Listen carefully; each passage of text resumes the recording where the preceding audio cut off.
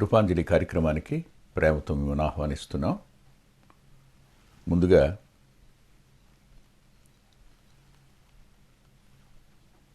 ఇన్ని సంవత్సరాలు ప్రభు తన దయాపూర్వకమైన సంకల్పంలో ఈ కార్యక్రమం కొనసాగడానికి ఆయన ముఖ్య కారకులు. ప్రభువుకు నేను హృదయపూర్వకమైన కృతజ్ఞతలు చెల్లిస్తున్నాను. అంతేకాదు, ఈ కార్యక్రమం వెనుక శ్రమించే పిల్లలు ఉన్నారు. వారందరికీ రాదగిన దీవెన ప్రభు అనుగ్రహించునుగాక. ఆ మీదట తమ వంతు ప్రార్థిస్తూ సహాయం చేస్తున్నటువంటి కుటుంబాలున్నాయి. వారికి కూడా దేవుడు రాదగిన దీవెననిస్తాడని హృదయపూర్వకంగా విశ్వసిస్తున్నాను. తిరిగి ఈ పరిచర్యలో వాంగ్మయం అనేది ఒక ప్రత్యేకమైన స్థానం కలిగి ఉంది. రాబోయే తరాల కొరకు కొంతమంది శ్రేష్టమైన భక్తుల యొక్క జీవితాలను వెలువరించడం, ముఖ్యంగా మన భారతదేశంలో దేవుని పనిచేసి నమ్మకంగా జీవించి ప్రభువుకు వెళ్ళినటువంటి వారి సాక్ష్యాలు ముద్రించడం జరిగింది. ఇంకా ఆ ప్రయత్నం జరుగుతూనే ఉంది. తెలంగాణలో పరిచర్య చేసి మంచిర్యాల్లో సమాధి చేయబడిన ఫ్రాంక్లిన్ విగ్ గారి యొక్క జీవితం కూడా రాయటం జరిగింది. అది కూడా ఈ నెలలో పబ్లిష్ అవుతుంది. ప్రార్థన చేయండి, మర్చిపోకండి. ఇంకా ఇంకొక పుస్తకం దక్షిణ భారతదేశంలో ఆరంభమైన ఉద్యమం ప్రపంచంలోనికి ఎలాగ వ్యాపించిందో ఆ ఉజ్జీవ చరిత్ర, ఎడ్లకు కాళ్ళు జారాయని ఆ పుస్తకం కూడా ఈ నెలలోనే రిలీజ్ కావాలి. దయచేసి ప్రార్థించండి. పత్రిక అంటే క్రీస్తు వార్త పత్రిక, నెలవంక, ఇవి సక్రమంగా పబ్లిష్ అవ్వడానికి అందరికీ చేరాలని ప్రార్థనలో జ్ఞాపకం చేసుకోండి. అనేక మంది తమ ఆత్మీయ అవసరతలు తీర్చబడుతున్నాయి చదవడం ద్వారా అని వారిస్తున్న ఫీడ్బ్యాక్ కొరకు కూడా దేవునికి నిండు వందనాలు తెలియజేస్తున్నాను. ఎవరికైనా పుస్తకాలు కానీ పత్రికలు కానీ కావలసి ఉంటే ఆనంద్ గారి నెంబర్ వస్తుంది. ఆ నెంబర్కి ఫోన్ చేయండి, మర్చిపోకండి. తలలో వచ్చి ప్రార్థన చేసుకుందాం. ప్రేమగల మా ప్రియ పరలోకపు తండ్రి, జీవాధిపతి, ఈ రోజున దైవికమైన కుటుంబం అనే అంశంలో రెండవ విషయాన్ని మాట్లాడుకోబోతున్నాం. నీ దాసుని మీరు మీ ఆత్మచేత నింపండి. మా సమయాన్ని మీరు దీవెనకరంగా చేయండి. సమస్త కృపలకు దాతువైన మీ పాదాల సమీపానికి మరోసారి మీ ప్రియకుమారుడు మా రక్షకుడు యేసుక్రీస్తు ప్రభువారి పరిశుద్ధ నామంలో వస్తూ ఉండగా, వింటున్న మా ప్రియులందరి అంతరంగాలను, మాట్లాడుతున్న నీ దాసుని సంపూర్ణంగా మీ ఆధిపత్యంలో, మీ ఆత్మీయ ఆధీనంలో ఉంచి మీ వాక్యాన్ని నమ్మకంగా బోధించడానికి కృపనిమ్మని, వినేవారికి వినబుద్ధి పుట్టించుమి అని విజ్ఞాపం చేస్తూ, చాలినంతటి మీ సహాయాన్ని కోరుకుంటూ యేసుక్రీస్తు ప్రభు వారి పేరిట ప్రార్థిస్తున్నాం తండ్రి. ఆమేన్, ఆమేన్. గత వారంలో దైవికమైన కుటుంబంలో ఒక యజమాని యొక్క పాత్రను మనం చూసాం. అతడు ప్రభువుకి అత్యున్నతమైనటువంటి ప్రాముఖ్యత ఇవ్వాలని, యజమాని దేవునికి ఇచ్చేటువంటి ప్రాధాన్యత అత్యంత అవసరమైందని గత వారంలో చెప్పుకున్నాం. అది ఆదికాండం 18వ అధ్యాయం. 18వ అధ్యాయంలో 2వ వచనంలో, అతడు వారిని చూచి గుడారపు వాకిటి నుండి వారిని ఎదుర్కొనుటకు పరిగెత్తి నేలమట్టుకు వంగి అనే పదం మనం ఆలోచన చేశాం. 99 సంవత్సరాల వయసున్నటువంటి అబ్రహాము అతడు గుడారం నుండి పరిగెత్తుకుని వెళ్ళి నేలమట్టుకు వంగాడు అన్నప్పుడు, అతడు ప్రభు ఎడల చూపించిన ఆ గౌరవం, ఇచ్చినటువంటి ప్రాధాన్యత ఎంత గొప్పదో. సహజంగా మన కుటుంబం ప్రేమగల కుటుంబంగా ఉండాలని, ఆశీర్వాదకరమైన కుటుంబంగా ఉండాలని, దైవికమైన కుటుంబంగా ఉండాలని కోరుకుంటాం. కానీ అలా ఉండడానికి ప్రాథమికంగా మనం ఏం చేయాలో ఆలోచించం. ప్రాథమికంగా మనం చేయగలిగింది, చేయవలసింది ఏమిటి అంటే, యజమాని యొక్క ప్రభావం ఆ కుటుంబం మీద ఉంటుంది. యజమాని దేవునికి ప్రాధాన్యత ఇస్తే ప్రభు యొక్క ప్రభావం ఆ కుటుంబం మీద ఉంటుంది. ప్రభువుకు ప్రాధాన్యతనివ్వకుండా మరి వేటికో ప్రాధాన్యతనిచ్చే కుటుంబాలు, ధనానికి ప్రాధాన్యత ఇస్తారు కొంతమంది, కొన్ని కుటుంబాలు బంధుత్వాలకే ప్రాధాన్యతనిస్తారు మరికొన్ని కుటుంబాలు, మరికొన్ని కుటుంబాలు అయితే భోజనానికే ప్రాధాన్యతనిస్తారు. ఇలాగూ ప్రాధాన్యతల్లో వ్యత్యాసాలు ఉన్నాయి. కానీ ప్రభువుకు ప్రాధాన్యతనిచ్చే కుటుంబాలు చాలా తక్కువగా, అరుదుగా ఉంటాయి. అలా ప్రభువుకు ప్రాధాన్యతనిచ్చేటువంటి కుటుంబాల్లో యజమాని మొట్టమొదటిగా ప్రభువుకి అత్యున్నతమైన స్థానం ఇస్తాడు, తన వ్యక్తిగత జీవితంలో కానీ తన కుటుంబ జీవితంలో కానీ. ఈ రీతిగా అలాంటి ప్రాధాన్యత ఇవ్వకపోతే ఇంట్లో ఉండేవారు కానీ, పిల్లలు కానీ, పనివారు కానీ ఎవరి మీద కూడా ఇంకా దేవుని ప్రభావం ఉండడానికి ఆస్కారం తక్కువగా ఉంటుంది. ఇక్కడ అబ్రహాము ప్రభు ఎడల చూపించిన ఆ గౌరవ భావం పనివారి మనసుకి ఎలా ఉంటుందో చెప్పండి. అబ్రహాము యొక్క భార్య విషయం ఎలా ఉంటుందో చూడండి. అప్పటికి ఇష్మాయిల్ ఉన్నాడు, అతని మీద ఎలా ఉంటుందో చూడండి. ఇంతమంది మీద ఒక యజమాని యొక్క ప్రభావం ఖచ్చితంగా పడుతుంది, ఇందులో అనుమానం లేదు. అబ్రహాము యొక్క కుటుంబం దైవికమైన కుటుంబం అనడానికి రెండవ రుజువుని నేను మీతో చెప్తాను. చూడండి, 18వ అధ్యాయం 4వ వచనం. నేను కొంచెము నీళ్లు తెప్పించేదను, దయచేసి కాళ్ళు కడుక్కొని ఈ చెట్టు క్రింద అలసట తీర్చుకునుడి. కొంచెం ఆహారము తెచ్చేదను, మీ ప్రాణములను బలపరుచుకునుడి, తరువాత మీరు వెళ్ళవచ్చును. అబ్రహాములో కనిపించే అతిథి ప్రియత్వం, ఇంటికి వచ్చేటువంటి వారి ఎడల అతడు చూపించే అతిథి మర్యాద, మన ఇంటికి వచ్చే వారి విషయంలో వారి ముందు మనం ఓ రకంగా కనపడతాం, వారి వెనక మరో రకంగా కనపడతాం. మన ఇంటికి వచ్చి వాళ్ళు వెళ్ళారు, వారు రావడం ఎంత సంతోషం, ఇలా మనం అంటే నిజంగా పిల్లలు కూడా సంతోషంగా ఫీల్ అవుతారు. అనవసరంగా వచ్చారు ఈ టైంలో, మీరు రావడం సంతోషం వాళ్ళతో చెప్పాం, ఇంట్లోకి వచ్చేటప్పటికి చాలా తలనొప్పి వచ్చింది రేళ్లతోనో, ఎప్పుడు వెళ్ళిపోతారని ఎదురు చూసాం అంటాం. ఇలా మన వైఖరి, మన ప్రవర్తన, మన సంభాషణ మన కుటుంబం మీద ఖచ్చితంగా ప్రభావం చూపిస్తుంటుంది. ఇక్కడ అబ్రహాం గారు కొంచెము నీళ్ళట, కొంచెము నీళ్ళు, కొంచెం ఆహారం అంటూ నీ దాసుని దాటిపోవద్దు, నీ దాసుని దాటిపోవద్దు.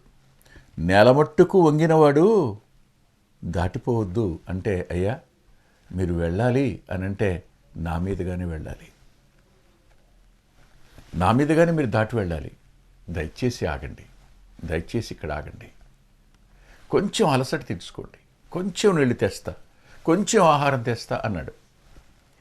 నాకు కొంచెం ఈ మాట దగ్గర నవ్వు వచ్చింది, కొంచెం ఆహారం అన్న దగ్గర నవ్వు వచ్చింది. ఎందుకు నవ్వు వచ్చిందో నేను మీతో చెప్తాను చూడండి. ఈ 18వ అధ్యాయంలో 6వ వచనంలో ఏమంటాడంటే, 3 మానికల మెత్తని పిండి తెచ్చి, కొంచెం ఆహారం అన్నాడు కదా, అది 3 మానికల పిండి అంట. 3 కిద్దలు కాదు, 3 సేర్లు కాదు, 3 మానికలు అన్నాడా అని ఊరుకుంటే బాగుండిపోయేది. 7వ వచనంలో ఒక మంచి లేత దూడను తెచ్చి, ఒక దూడ 3 మానికల పిండి, ఆయన దృష్టిలో ఎంత, కొంచెం. అంటే అతిథులకు మనం చేసే మర్యాద, ఆతిథ్యం, వాళ్ళకి మనం పెట్టేది కొంచెమే, కొంచెమే. ఇది మన భాగ్యం, ఇది మన భాగ్యం. ఈ భాగ్యాన్ని మనం పోగొట్టుకోకూడదు. మన ఇంటికి వచ్చిన వారు ఎవరైనా ఆకలితో వెళ్ళకూడదు. ఇలాంటి అతిథులు ఎడల ప్రేమ, మర్యాద కలిగి ఉంటే ఖచ్చితంగా ఆ ప్రభావం కుటుంబం మీద పడుతుంది, అనుమానం లేదు. ఎందుకంటున్నానంటే ప్రభు తానే ఈ హెబ్రీ గ్రంథకర్త ద్వారా 13వ అధ్యాయం, హెబ్రీ పత్రిక 13వ అధ్యాయంలో ఆయన ఇలా అన్నాడు. 13వ వచనంలో సహోదర ప్రేమ అన్నాడు. అతిథి ప్రియత్వం అనేదానికి అతిథుల ఎడల ప్రేమ అని. ఈ సహోదర ప్రేమ నిలవరంగా ఉండనియండి, ఆతిథ్యము చేయ మరవకుడి అన్నాడు. ఆతిథ్యం అనేది ఎన్నడూ మర్చిపోకూడనిది. ఈ ఆతిథ్యం అన్నప్పుడు నా మనసుకు వచ్చేది భక్తుడైన యోబు గారు.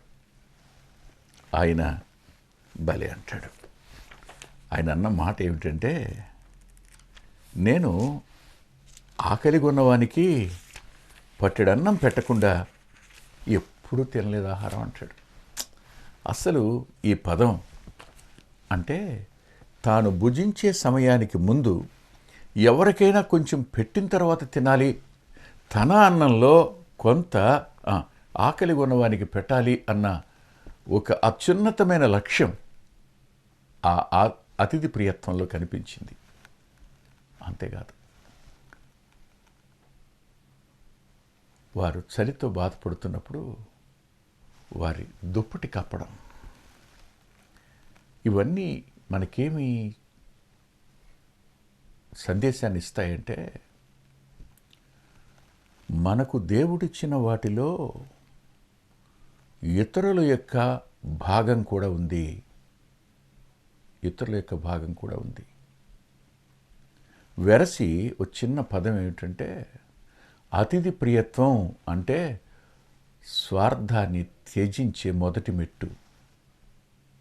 ఒక వ్యక్తి స్వార్థంలో నుంచి వెలుపలికి రావడానికి అతిథి ప్రియత్వం అనేది ఓ అత్యున్నతమైన అవకాశం. ఉందో లేదో, పిల్లలు సరిపోద్దో లేదో, ఇలాంటి ఆలోచన వచ్చినప్పుడు మన గరిటె తక్కువ వంగుతుంది కదూ. వాస్తవం, అనుమానమే లేదు. అబ్రహాము కొంచెము అన్నాడు, కానీ 3 మానికల పిండి ఒక జీవాన్ని అతడు సిద్ధం చేశాడు. ఇది అతిథి ప్రియత్వం. ఇదే ఆతిథ్యం కుటుంబాన్ని ప్రభావితం చేస్తుంది, ఇందులో అనుమానం లేదు. ఇది మొదటి సంగతి. ఇక రెండవ సంగతిని చూద్దాం. రెండవ సంగతిని చూసేటప్పుడు అబ్రహాములో తన రక్త సంబంధుల ఎడల, తన నుండి దూరమైపోయిన వారి రక్త సంబంధుల ఎడల అతని యొక్క వైఖరి చూడండి ఒకసారి మీరు నాతో పాటు. దయచేసి ఆదికాండం 14వ అధ్యాయం దగ్గరికి రండి. 14వ అధ్యాయం 14వ వచనమే. అబ్రాము తన తమ్ముడు చెరపట్టబడినని విని తన ఇంట పుట్టి అలవరచబడిన 318 మండుగురిని వెంటబెట్టుకుని దాను మట్టుకు ఆ రాజులను తరిమెను. ఇక్కడ కనిపించే మరో గొప్ప సంగతి ఏమిటంటే, లోతు అతని కుటుంబం చెరపట్టబడ్డారు అనే సమాచారం అబ్రహాం వద్దకు వచ్చింది. అబ్రహాం దగ్గరికి వచ్చినప్పుడు అతడు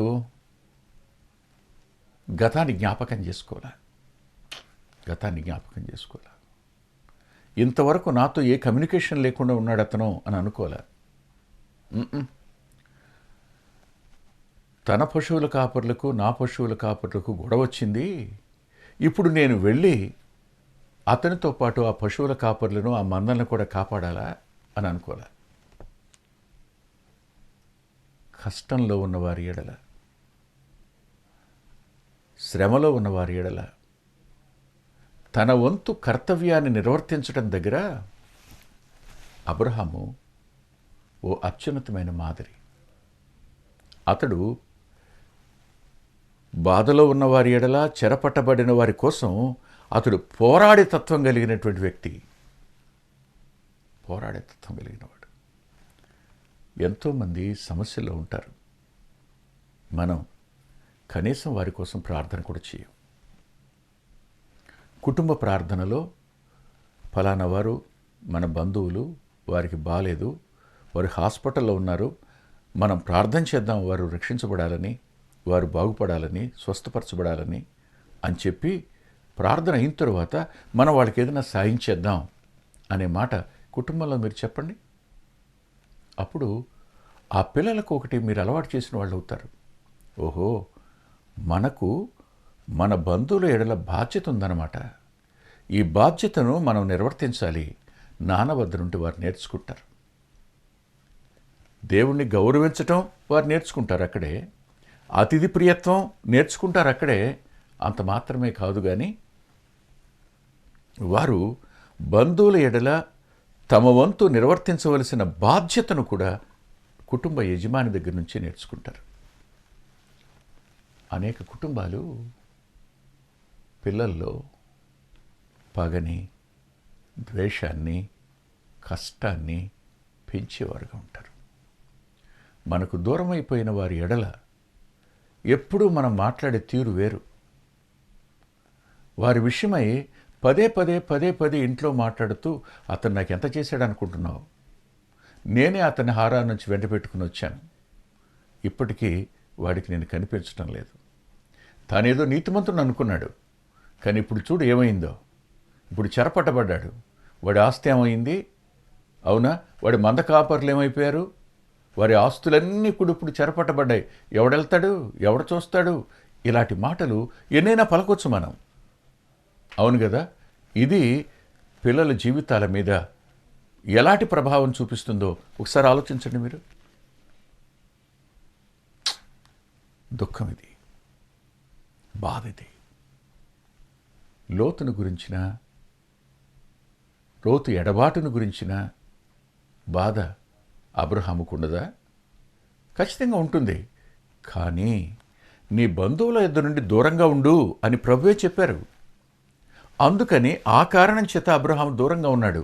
అంత మాత్రం చేత దూరంగా ఉన్నాను కదా అని అదేదో తెగతెంపులు చేసుకున్నట్టు కాదని గుర్తుపెట్టుకోవాలి. దూరంగా ఉన్నంత మాత్రాన వారు కష్టంలో ఉంటే, వారు బాధలో ఉంటే, వారు అనారోగ్యంలో ఉంటే మనం వాళ్ళని పట్టించుకోకుండా నాకెందుకులే అన్నట్టు ఉండడం అనేది దైవికమైన లక్షణం కాదు. ప్రభువే ఆ గుణం కలిగి ఉంటే ఇవాళ మానవ జాతి భూమి మీద మనుగడ సాగించేది కాదు. ప్రభువులో ఉన్న ఈ దైవికమైన లక్షణాలు వారు ఒకరినొకరు గౌరవించుకునే దగ్గర ఆ దైవత్వం ఎంత ఉన్నతంగా కనపడుతుందో. అంత మాత్రమే కాదు, ప్రేమ వద్ద వారెంత సమున్నతులుగా కనపడతారో అంత మాత్రమే కాదు, కానీ బాధ్యతల నిర్వహణ దగ్గర ఎలా ఉంటారో ఇది చాలా ఆలోచింపచేసే సంగతి. ఏదైనా బాధ ఉన్నా, కష్టం ఉన్నా నీ మనసులో పెట్టుకో, దేవునితో మాత్రం చెప్పు, కానీ పిల్లల్లో పోసి దానికి ఆజ్యం పోసి నిప్పు అంటించకూడదు.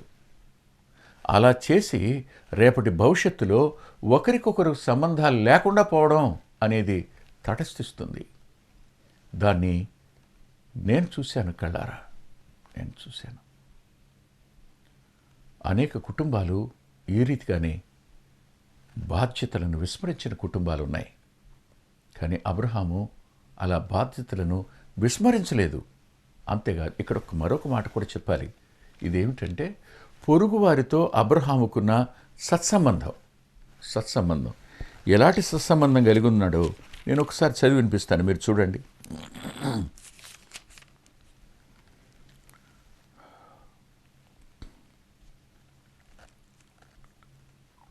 అబ్రహాము ఏలాలోయలో కాపురం ఉన్నాడు. ఈ కాపురం ఉన్న తరువాత అబ్రహాము వెంట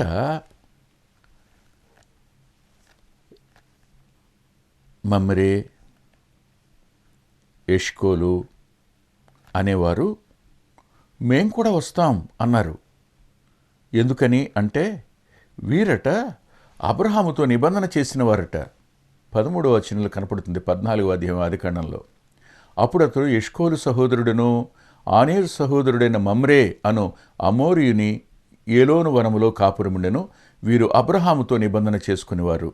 అవునా? తన ఇంట 318 మంది. వీరిద్దరూ కలిసి ప్రయాణం చేశారు. అంటే అబ్రహాముతో నిబంధన చేసుకున్నటువంటి పొరుగువారు అబ్రహాము యుద్ధానికి వెళుతున్నప్పుడు మేము కూడా వస్తాం పదా అని వెంట రాగలిగినంత సత్సంబంధాన్ని పొరుగువారితో కలిగి ఉన్నవాడు అబ్రహాం.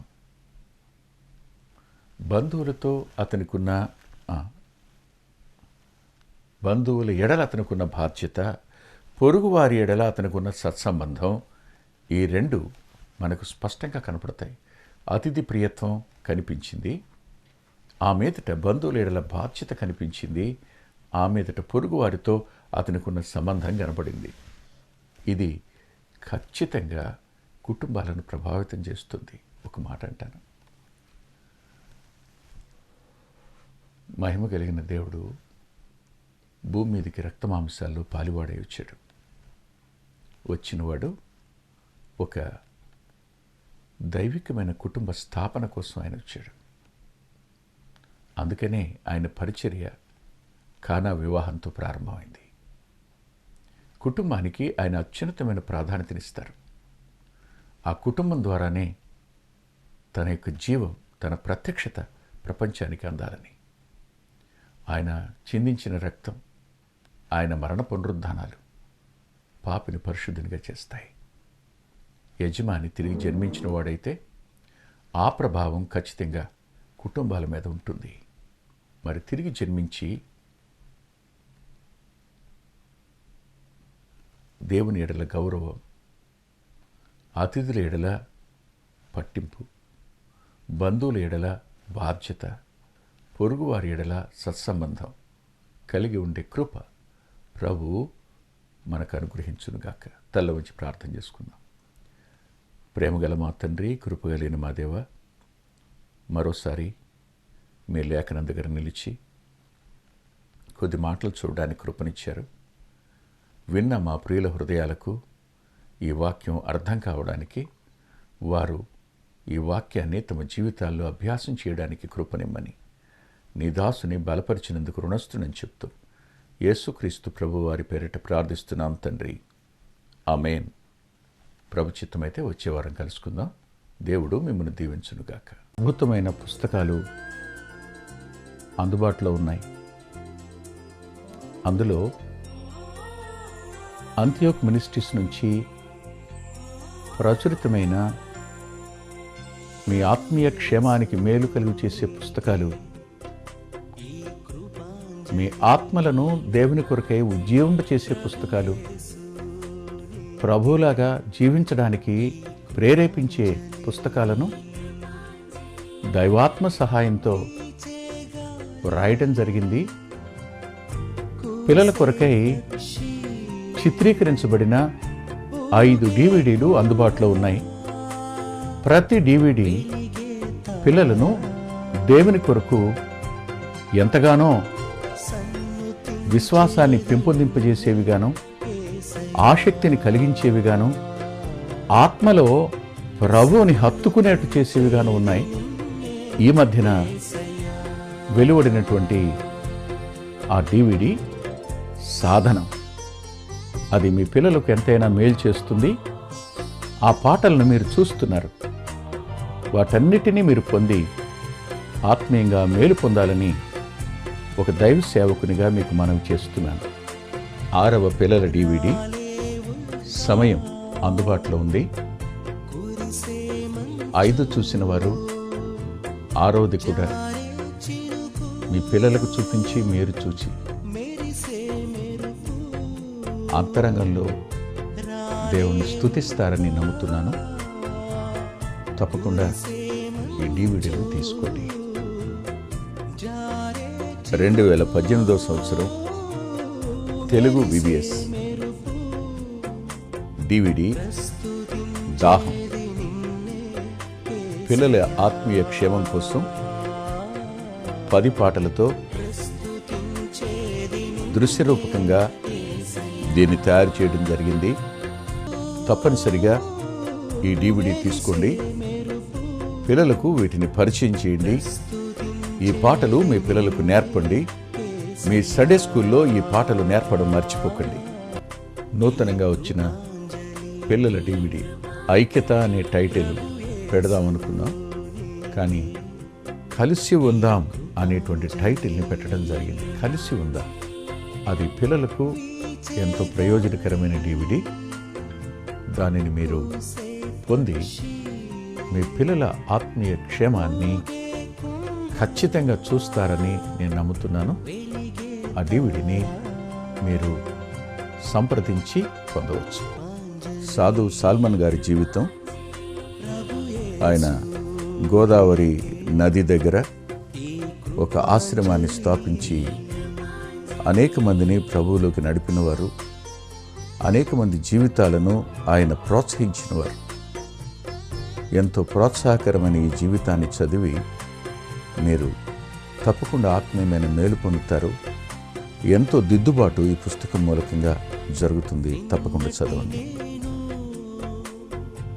సహోదరుడు బక్సింగ్ గారి ద్వారా ప్రారంభమైన ఉజ్జీవం భారతదేశంలో ఎలా ఆరంభమైంది, అది ప్రపంచాన్ని ఏ విధంగా ప్రభావితం చేసింది, ఆ విషయమంతా ఆర్ఆర్ రాజమణి గారు తన జీవిత సాక్ష్యంగా వాటన్నిటినీ అందులో సమ్మిశ్రితం చేసి చెప్పారు.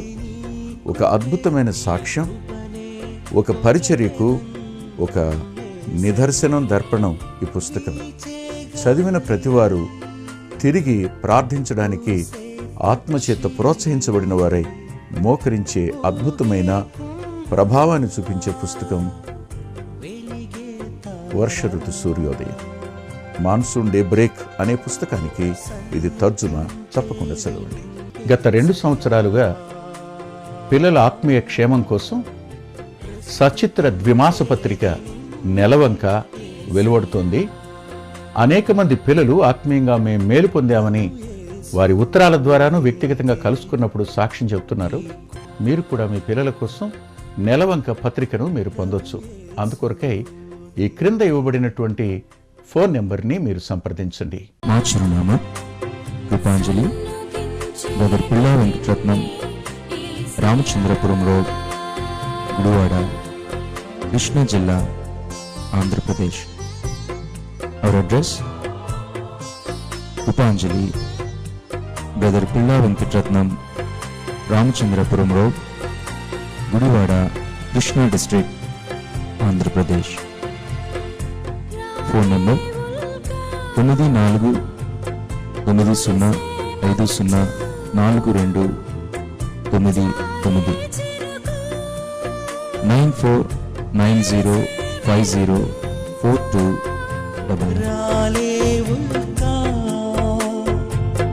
కురిసే మంచు, జారే చిరుకు,